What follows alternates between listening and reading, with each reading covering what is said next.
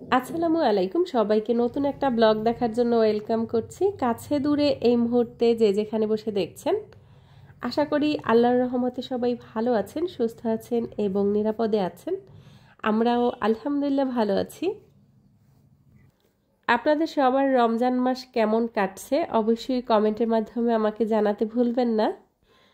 প্রতিদিন সকালে ঘুম থেকে উঠে 30-40 মিনিট হাঁটাহাঁটি করতাম, সেই সুন্দর অভ্যাসটা অবশ্য এখন আর নাই, কারণ সেহরিতে খাওয়া দাওয়া শেষ করে তারপর নামাজ পড়ে ঘুমিয়ে যাই আর ঘুম থেকে অনেক দেরি করে ওঠা হয়।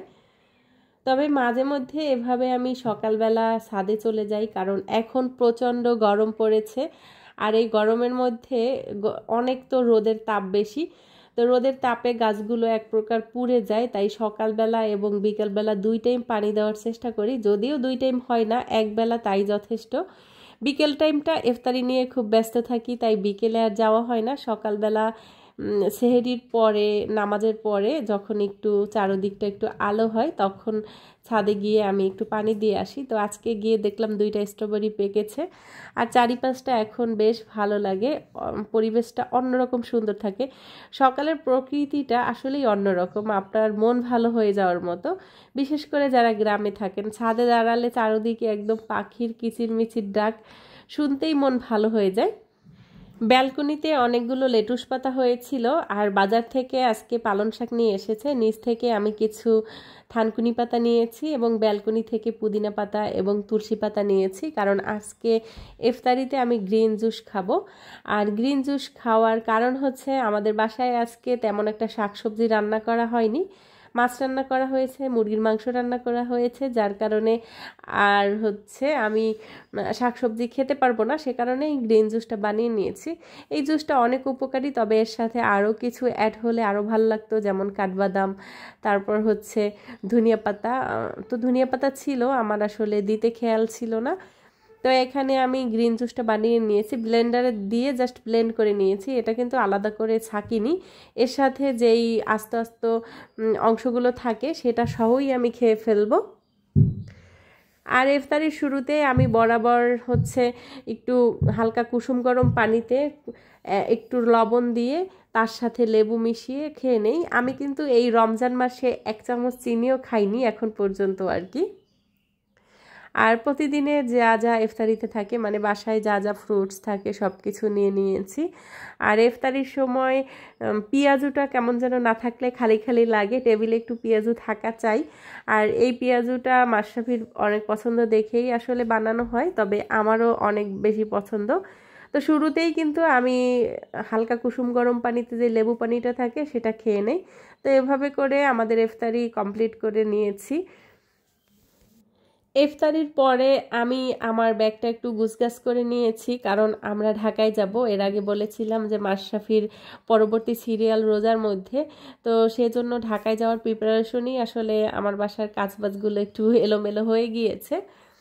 তা আমি ব্যাগ গুছিয়ে নিয়েছি, ওদিকে মারিয়াম সে ঘুমিয়ে পড়েছে। মারিয়াম ঘুমিয়েছে কারণ মারিয়াম সজাগ থাকা অবস্থায় আমি 2বার ট্রাই করেছি আমার ব্যাগটা একটু গুছিয়ে নিব, 2বার আমি গুছিয়েছি আর পুরো কাপড় এলোমেলো অবস্থায় ফ্লোরে পড়েছিল। মানে আমি গুছিয়েছি, সেদিকে ব্যাগ খুলে সব কাপড় চারদিকে ছড়িয়ে ছিটিয়ে রেখেছে।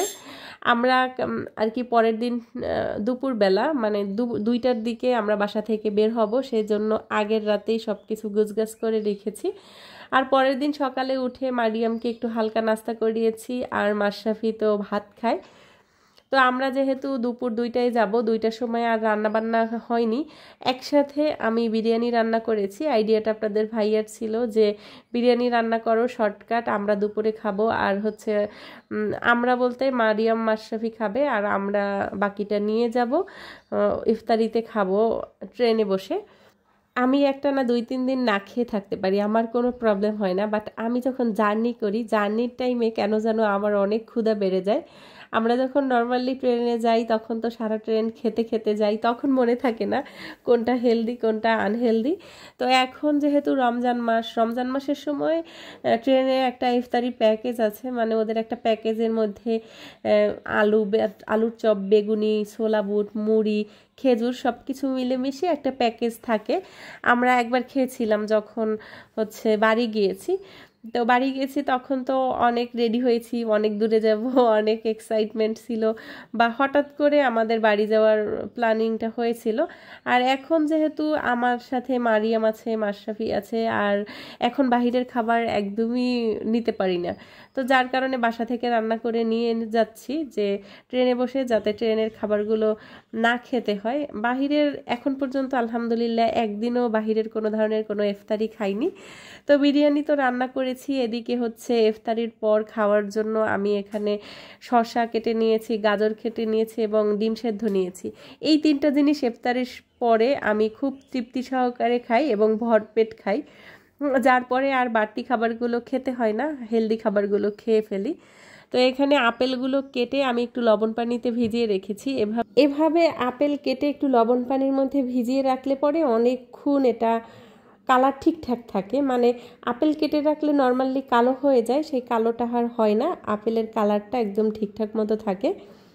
তো আমি কিছু আঙ্গুর এবং কমলা এগুলোকে আমি একটু বেকিং সোডা এবং ভিনেগার দিয়ে ভিজিয়ে রেখেছিলাম, এটাও ধুয়ে তুলে নিয়েছি, সব কিছু এখন রেডি করে রেখেছি। আপনাদের ভাইয়া আমাকে বলেছিল এখন তো মাত্র 1টা বাজে, এখনই আপেল কাটতে গেলা কেন, আপেলগুলো তো কালো হয়ে যাবে। তো আমি বলেছিলাম যে যেটা জানো না সেটা নিয়ে কথা বলবা না, আপেল কালো হবে না, তার গ্যারান্টি আমি দিলাম। তো বলে যে গ্যারান্টি দিলেও কাজ হবে না, আপেল কালো হয়ে যাবে। তো এই যে এদিকে বিরিয়ানি রান্নাটাও শেষ। বিরিয়ানি রান্না এবং মাংস রান্না আমার কাছে খুব ইজি মনে হয়। সবজি রান্না, মাছ রান্না খুব ঝামেলার, কারণ সবজি কাটা কুটা অনেক দেরি। আর মাছ রান্না করতে গেলেও সেম, মাছ কাটো, ধোও, গরম পানি দিয়ে ধোও, ভাজো, রান্না করো, অনেক লম্বা প্রসেসিং। তো মশলাটা বেটে নিলেই মাংস রান্নাটা আমার কাছে বরাবরই ইজি মনে হয়। তো আমরা সব কিছু রেডি হয়ে তারপর বের হয়েছি, দুপুর 2:30টার দিকে বাসা থেকে বের হয়েছি, 4টার সময় আমাদের ট্রেন।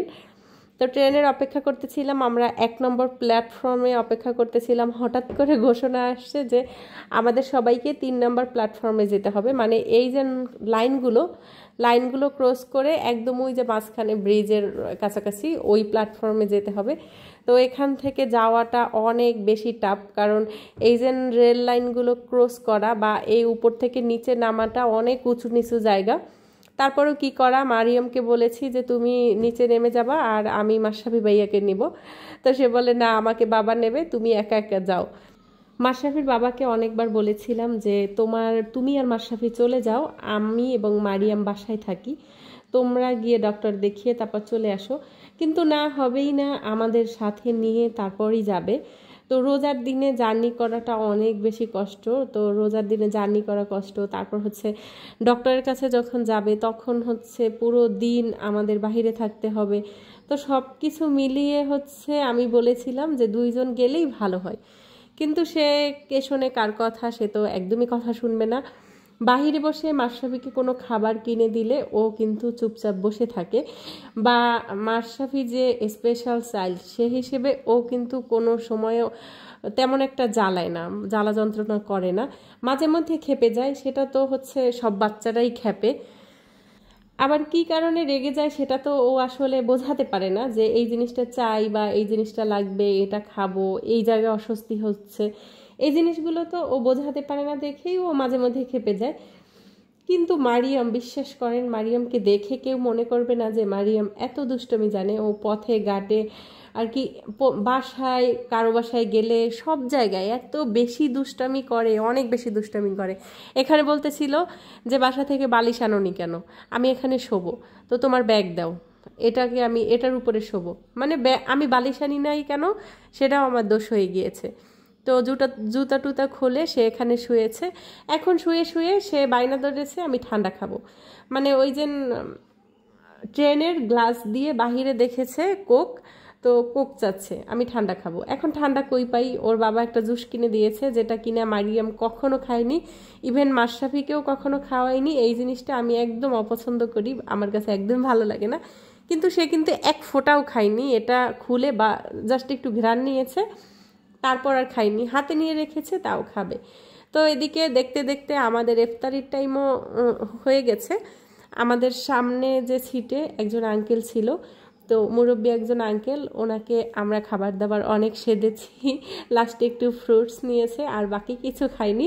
আপনাদের ভাই আমাকে অনেক ধমক দিয়েছে যে তোমার তো আসলে কমন সেন্স নাই, ট্রেন গাড়িতে কেউ কারোটা খেতে চায় না, কারণ কাউকে বিশ্বাস করাটাই তো দায়। যে অঘটনগুলো ঘটে সেখানে তো কেউ না কেউ বিশ্বাস অর্জন করেই খাওয়ায়, তারপরেই অঘটনগুলো ঘটে। তো যার কারণে হচ্ছে কেউই খেতে চায় নাই। তারপরও আমরা আশেপাশে যারা রোজাদার ছিল সবাইকে অফার করেছি, কেউ কেউ নিয়েছে আবার কেউ কেউ নেয়নি। ট্রেনের কফিটা কেন যেন আমার কাছে অনেক ভালো লাগে। এই কফির মধ্যে চিনি ছাড়া কিছুই নেই, মানে কফির পরিমাণ এত বেশি কম, দুধ তো একদম দেয় না বললেই চলে, তারপরও কেন যেন কফিটা আমার অনেক ভালো লাগে। তো জানি না শেষ পর্যন্ত আজকের ব্লগটি দেখেছেন কিনা, যদি দেখে থাকেন তাহলে প্লিজ একটা লাইক দিবেন, চ্যানেলে নতুন হয়ে থাকলে আমার চ্যানেলটি সাবস্ক্রাইব করে দিবেন। আল্লাহ হাফেজ, আসসালামু আলাইকুম।